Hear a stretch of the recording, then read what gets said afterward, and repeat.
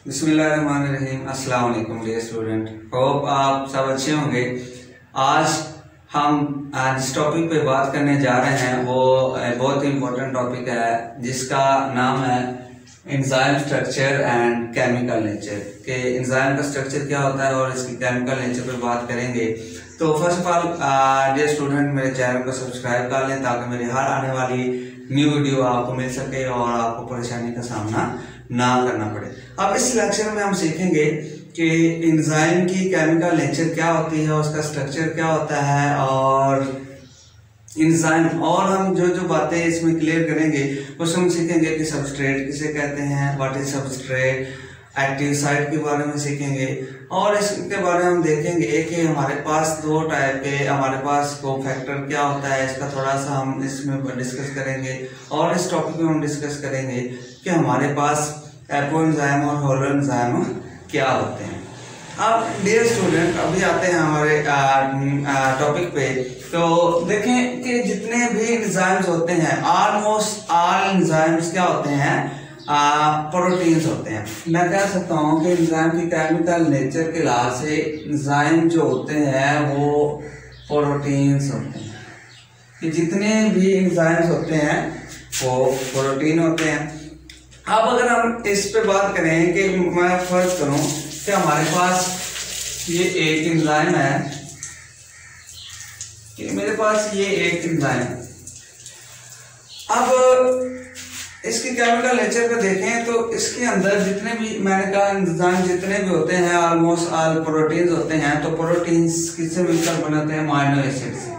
तो ये एक सर्कल एक अमाइनो एसिड कहलाता है। तो ये बहुत ज्यादा अमाइनो एसिड से ये एंजाइम बने होते हैं। तो इस तरह से मैं इसे फिल कर लेता हूं। क्यों? इसमें एक बबल एक सर्कल को आप कह सकते हैं एक अमाइनो एसिड। ये बहुत ज्यादा अमाइनो एसिड है, इसलिए हम पॉलीपेप्टाइड भी इसे कहेंगे। और पॉलीपेप्टाइड क्या कहलाते हैं, प्रोटीन्स कहलाते हैं। अब जितने भी एंजाइम हैं इनको काम करने के लिए प्रॉपर एक साइट की जरूरत होती है, प्रॉपर एक जगह की प्रॉपर फंक्शनिंग काम करने के लिए, प्रॉपर फंक्शनिंग करने के लिए इनको प्रॉपर किसी के साथ एक्ट करना पड़ता है, जिसके साथ या मीन टू से दैट कि पूरा का पूरा एंजाइम जो आपको नजर आ रहा है ये पूरा का पूरा रिएक्शन में हिस्सा नहीं लेता। एंजाइम का मखसूस हिस्सा क्या करता है, पार्टिसिपेट करता है केमिकल रिएक्शन में। अब ये जिस साइड पे एक्ट करते हैं उसको हम सबस्ट्रेट कहते हैं। जैसे कि हमारे पास देखें कि सबस्ट्रेट क्या होता है, व्हाट इज सबस्ट्रेट। तो हम कह सकते हैं कि सबस्ट्रेट ऐसे सब्सटेंसेस होते हैं इन विच एंजाइम एक्ट, के जिन पर एंजाइम ने अमल करना होता है। यानी कि मैं इसकी डेफिनेशन लिख देता हूं कि सबस्ट्रेट सब्सटेंसेस ऐसे सब्सटेंसेस होते हैं ऑन विच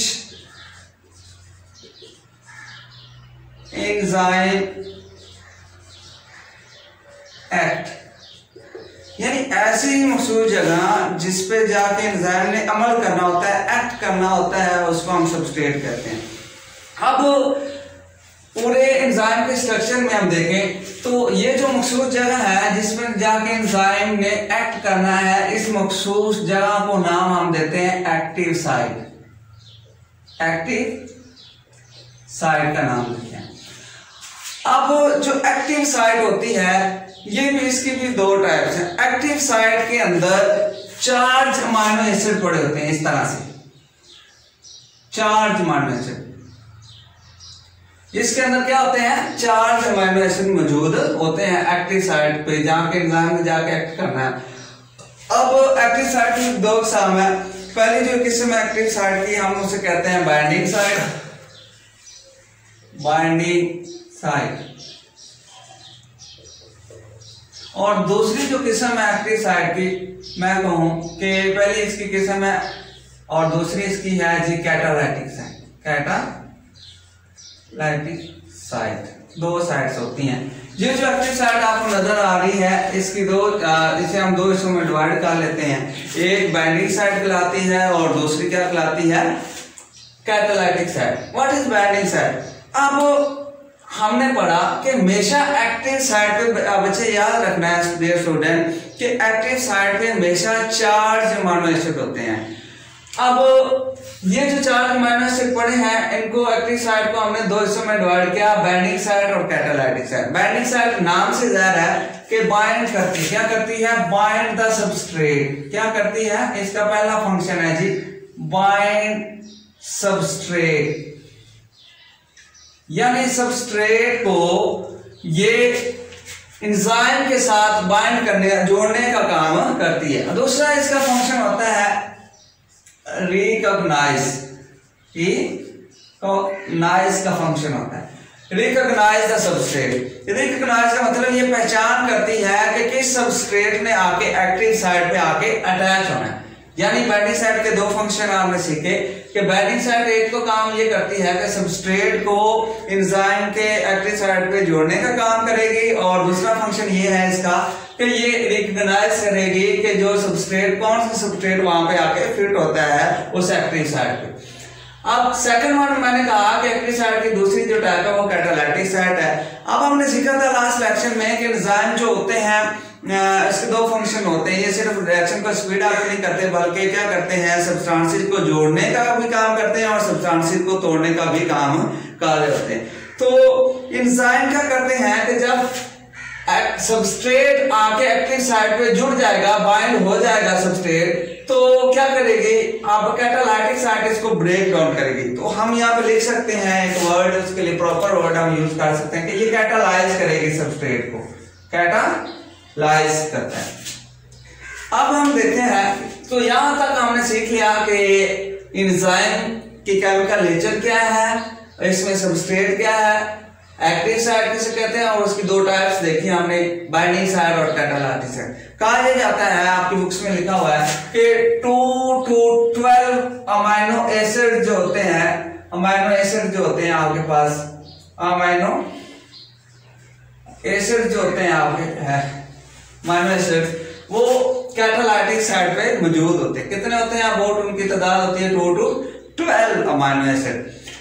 अब यहाँ पे देखते हैं कि इसके बाद हम आ जाते हैं कि फर्ज करें कि हमारे पास ये देखें कोई भी एक एंजाइम है, हमारे पास कोई भी एंजाइम है, ये एक एंजाइम है, तो ये एक क्या है? Substrate, S mean substrate. तो इस सबस्ट्रेट ने आके इस एक्टिव साइट पे एंजाइम के साथ अटैच होना है। जब ये अटैच होगा हमारे पास आके, अब ये सबस्ट्रेट यहाँ पे आके क्या हुआ? इस एंजाइम के ऊपर आके क्या हो गया? अटैच हो गया यहाँ। तो ये एंजाइम था, ये सबस्ट्रेट था, अब एक नया कॉम्बिनेशन बन गया। अब हम इसे कहते हैं एंजाइम सबस्ट्रेट कॉम्प्लेक्स। इसको हम नाम दे सकते हैं एंजाइम सबस्ट्रेट कॉम्प्लेक्स। ये जो नई चीज हमारे पास बन गई। अब क्या हो गया कि सबस्ट्रेट आके क्या हो गया? एंजाइम के साथ हो गया एक्टिव साइट पे अटैच, बाइंड हो गया। अब क्या करेगा एंजाइम? एंजाइम क्या करेगा? इसे कैटालाइजर करेगा। कैटालाइजर में दो तरीके हो सकते हैं, या तो इसको क्या जोड़ देगा या इसको क्या कर देगा? तोड़ देगा। तो यहाँ पे इसकी क्या फर्दर क्या हो जाएगी? ब्रेक डाउन हो जाएगी। ये जो सबस्ट्रेट पड़ा हुआ है ये छोटे छोटे पीसेस में जाके डिवाइड हो जाएगा, और ये जो एंजाइम है ये बिल्कुल वैसे का वैसा क्या हो जाएगा? अलग आ जाएगा।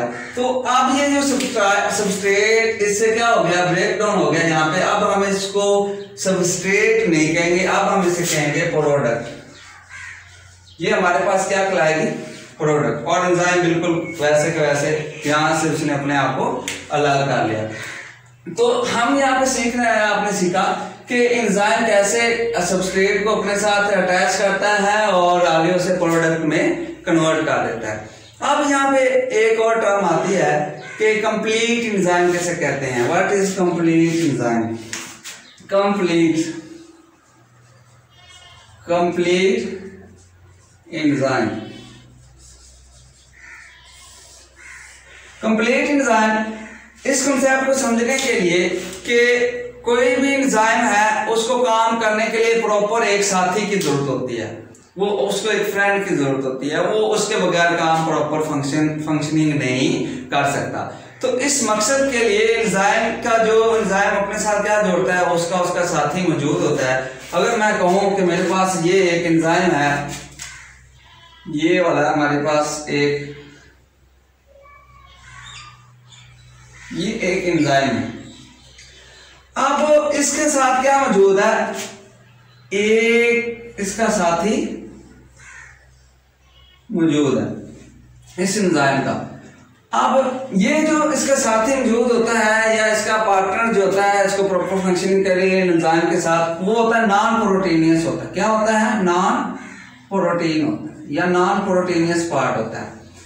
अब एंजाइम क्या है, एंजाइम को प्रॉपर काम करने के लिए एक साथी की जरूरत होती है। अकेला वो कभी काम प्रॉपर फंक्शनिंग काम नहीं करती है, ठीक तरीके से वो प्रॉपर वो रिएक्शन में प्रोडक्ट बनाने में इस्तेमाल नहीं हो सकता जब तक उसका वो साथी मौजूद नहीं होगा।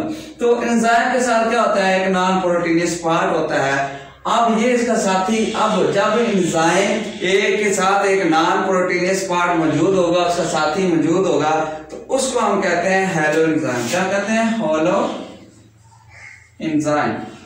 और इसका दूसरा नाम मैंने बताया कि इसे कंप्लीट एंजाइम भी कहते हैं, होलो एंजाइम को।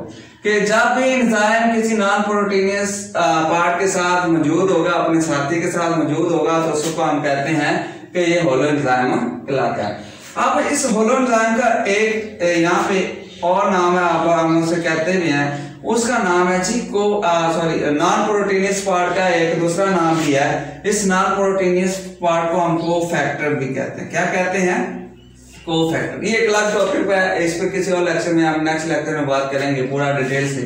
तो ऐसे समझने, इट मीन के नॉन प्रोटीनियस पार्ट जो होता है एंजाइम में, वो क्या कहलाता है, कोफैक्टर। यानी एंजाइम को प्रॉपर काम करने के लिए किसी नॉन प्रोटीनियस पार्ट की जरूरत होती है, और वो नॉन प्रोटीनियस पार्ट क्या कहलाता है, कोफैक्टर। और अगर एंजाइम इस नॉन प्रोटीनियस पार्ट के साथ कोफैक्टर के साथ मौजूद होता है, तो इसको हम होलो एंजाइम भी कहते हैं, यानी कंप्लीट एंजाइम। अब व्हाट इज एपो एंजाइम। अब हमारे पास दूसरी टर्म है एपो एंजाइम। Apo enzyme. अब अगर एंजाइम का ओनली प्रोटीनियस पार्ट मौजूद है, उसके साथ कोफैक्टर मौजूद नहीं है, यानी ये एंजाइम है आपके पास, ये आपके पास एंजाइम मौजूद है, एंजाइम। और एंजाइम मैंने कहा क्या होते हैं, प्रोटीन। अब सिर्फ प्रोटीनियस पार्ट अगर एंजाइम के पास मौजूद है, ओनली और क्या मौजूद है, प्रोटीनियस पार्ट, तो ये क्या कहलाएगा, एपो एंजाइम कहलाएगा। अगर इसके साथ कोफैक्टर मौजूद नहीं है, तो तब ये क्या कहलाएगा, एपो एंजाइम कहलाएगा। और अगर इसके साथ कोफैक्टर नॉन प्रोटीनियस पार्ट मौजूद है, तो इसे हम हेलो एंजाइम का नाम देते हैं। एक्सेप्ट आप देखें रेबोजाइम एक एंजाइम है, उसके सिवा जितने भी एंजाइम्स होते हैं वो प्रोटीन्स होते हैं। ये एक एक्सेप्शनल केस है, इस पे अलग बात करेंगे कि जो रेबोजाइम है वो प्रोटीनियस क्यों नहीं होता। अब रेबोजाइम ये एक अलग टॉपिक है, इसके सिवा आप ये माइंड में रख लें कि जितने भी एंजाइम होते हैं almost all enzymes are protein. तो ये था आज का लेक्चर, इसमें हमने सीखी डिफरेंट चीजें कि एंजाइम की केमिकल नेचर क्या होती है, सब्सट्रेट क्या होता है, एक्टिव साइट क्या होती है, बाइंडिंग साइट किसे कहते हैं, और हमने देखा इसमें कि ओवरऑल एपो और हेलो एंजाइम में फर्क भी पड़ा। तो डियर स्टूडेंट, आप मेरे चैनल को सब्सक्राइब कर लें और मेरे जितनी भी वीडियोस हैं, ताकि आपको यूट्यूब पे बार वक्त मिलती रहे, आपको नोटिफिकेशन उसके मिलते रहे, ताकि आपको परेशानी का सामना ना करना पड़े। तो खुशियां बांटते रहे, छोटी छोटी खुशियां एक दूसरे को देते रहे। देखते रहिए biology with Aman Chaudhary. Allah.